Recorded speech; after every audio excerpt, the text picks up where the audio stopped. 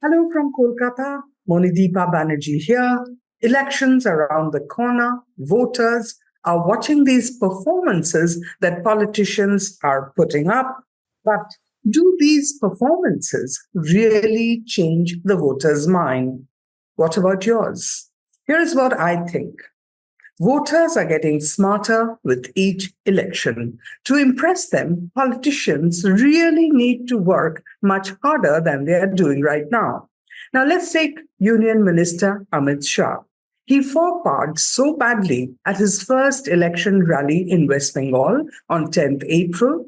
In his speech at Balurghat constituency, he kept mispronouncing Balurghat as Belurghat. It's a slip of the tongue.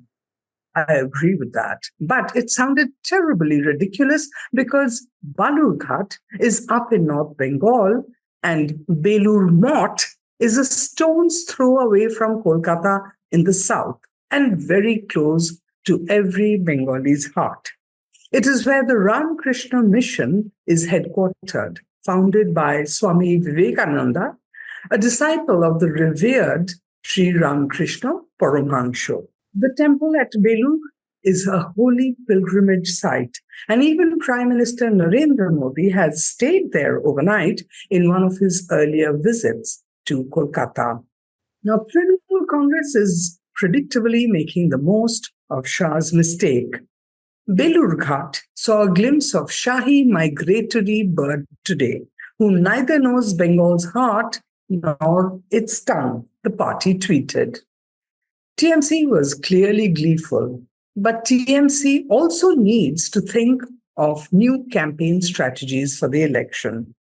Take the recent dharna of party MPs outside the office of the Election Commission of India in New Delhi. It was so much like Abhishek Banerjee's at Krishi Bhavan in October last year.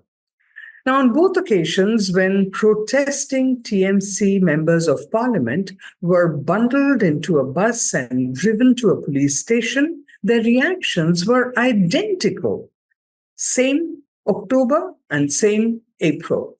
The tweets and quotes that TMC MPs put out said TMC MPs kidnapped, TMC MPs being driven around Delhi, destination unknown. It just felt like too much deja vu. There are no excuses, of course, for the way senior MP Derek O'Brien was heckled and manhandled by the police, nor for the treatment of the party's newest MP, Sagarika Ghosh. It was outright disturbing to see Dola Sen, another senior MP, being dragged by the police, even as she kept shouting to them to stop, because she has had a recent leg surgery. The indignity truly was unpardonable. But demands must be realistic if you really want them to be met even halfway. Now, the TMC went to ECI to seek the removal of the chiefs of NIA, CBI, ED, and so on. That's what at least Sagarika Ghosh said very vociferously on television. Now, it all sounded so unrealistic, and it felt like the TMC had just raised this issue only for media attention. And so somehow it predictably fell on deaf ears. ECI didn't respond. Even a newbie watching politics unfold today would have seen through this. In any case, when you repeat your tactics too often, they just lose punch. Just like Mr. Narendra Modi's tactic of promising cash to people is falling flat. His 15 lakh rupee promise in every bank account made before 2014 Lok Sabha elections remains fresh in most of our minds. Now, the opposition has definitely ensured that. Despite that, he has blithely given his word to the people of Bengal that he will return to them some 3,000 crore rupees that the Enforcement Directorate has seized in alleged corruption cases in the state. The promise was made not once but twice this month, but it cut little ice. Now, his man in West Bengal, Shubhendu Adhikari, pulled a similar card from up his sleeve. At a meeting in Nandigram recently, he promised 5,000 rupees to all BJP workers arrested by Mamata Banerjee's police. He said, if the BJP comes to power, of course. Now, the scheme had a grand name too. He called it Sangrami Bhata, or Revolutionary Dole. TMC's Kunal Ghosh tittered and shouted, Model Code of Conduct violation. He had a point. You can't go about promising cash during elections. Now, Abhishek Banerjee, that young Turk Trinamool leader, could also tweak his strategy a little bit.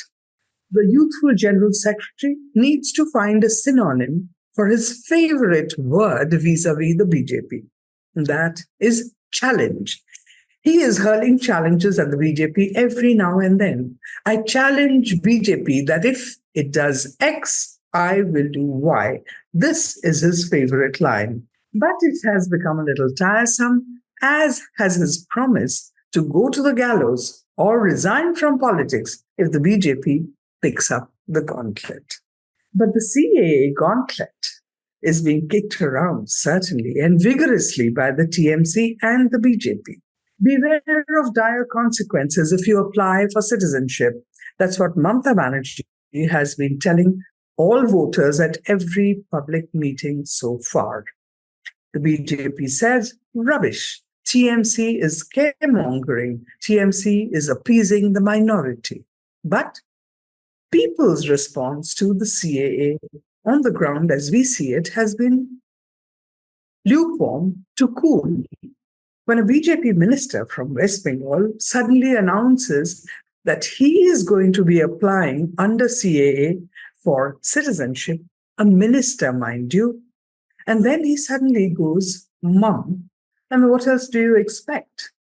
No faith in CAA, or at least no demonstration of faith in the CAA in Bengal at this moment. Political parties really need to address issues like CAA very, very seriously.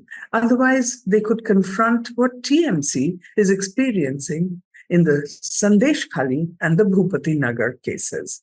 Now, as per Calcutta High Court's latest orders, the CBI will now take over the investigation into allegations of molestation and land grab in Sandeshkhali. In Bhupatinagar, the police cannot arrest NIA officials. That's the court order. Officials who conducted the raid to catch some bomb makers over there who apparently belong to the Trinamool Congress. What happened when two men were arrested was the wife of one of those men complained that an NIA official had molested her. Police summoned NIA officials for questioning immediately, but the court has stopped all this. The bottom line is, state police will have no say in Sandeshkhali, and in Bhupatinagar, the state police's control on what's to happen is looking very, very frayed. No wonder Mr. Amit Shah was gloating. In 2021, his favorite phrase to describe his strategy against the TMC was "Jar se ukhad ke fenko." Pardon my Hindi, but basically he meant uproot the TMC. This time, that phrase may be replaced by the one he used at Balughat the other day. And it was a phrase that he used not directly for the TMC, but for the alleged bomb makers of Bhupatinagar. Mamata Banerjee, he said, you want to protect the bomb makers of Bhupatinagar? Don't worry, people of Bengal. The court has given the case to the NIA. Sabko ulta latka ke seedha kar diya jayega. Everyone will be strung upside down and straightened out. It's even more graphic than "Jar se utha ke fenko," I think. Now, this warning was meant to send shivers down TMC's spines.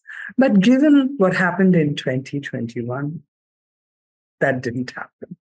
TMC instead cheering the fact that Shah seems to have made a downward revision in his expectations from West Bengal this election.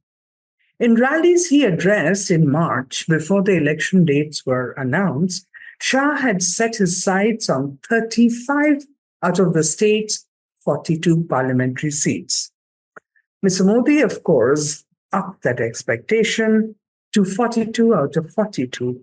He said 42 lotuses must bloom in Bengal. But this time round, Shah seems to have scaled down his expectation.